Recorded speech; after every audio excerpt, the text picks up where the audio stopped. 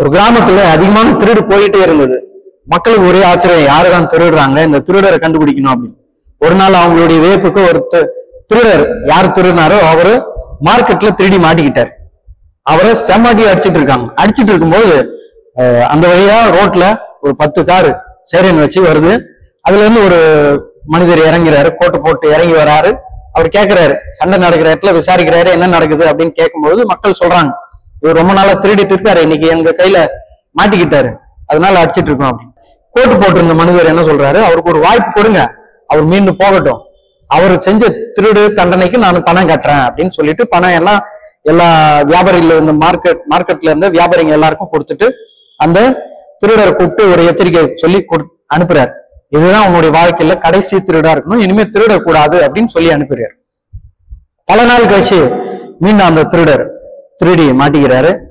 அவர் மேல வழக்கு பதிவு பண்றாங்க, கோர்ட்டுக்கு கூட்டிட்டு போறாங்க. கூட்டிட்டு போன உடனே இவருக்கு வாதாடுறதுக்கு வக்கீல் யாருமே இல்லை. அப்ப அவரு தன்னுடைய வாதத்தை எடுத்து சொல்லும் போது பாக்குறாரு, நீதி அரசருடைய நாற்காலியில உட்கார்ந்துட்டு இருக்கிறவரு அவரை அந்த மார்க்கெட்ல காப்பாற்றி விட்ட அந்த கோட்டு போட்டு இருந்த பெரிய மனிதர். அவரை பார்த்த உடனே இந்த குற்றவாளிக்கு திருடருக்கு ரொம்ப சந்தோஷமாச்சு. ஐயா அப்படின்னு கத்தி சொல்றாரு, நீங்க என்ன அந்த மார்க்கெட்ல காப்பாத்தி விட்டீங்களே, இந்த முறை எனக்கு கடைசி வாய்ப்பு கொடுங்க, நான் இனிமே திருடவே மாட்டேன் அப்படின்னு சொல்றேன். அப்போ அந்த நீதி அரசர் சொல்றார், தம்பி அது வந்து மார்க்கெட், பொது இடம், அங்க மன்னிப்புக்கான வாய்ப்பு உண்டு.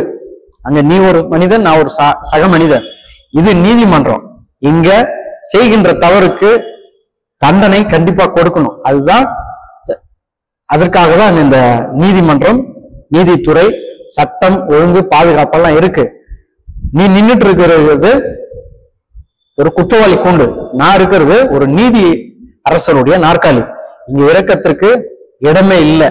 நீ செய்த தண்டனைக்கு, நீ செய்த தவறுக்கு தண்டனை கொடுப்பதுதான் என்னுடைய வேலை அப்படின்னு சொல்லி தண்டனை கொடுத்து அவரை அனுப்பி விடுறாங்க.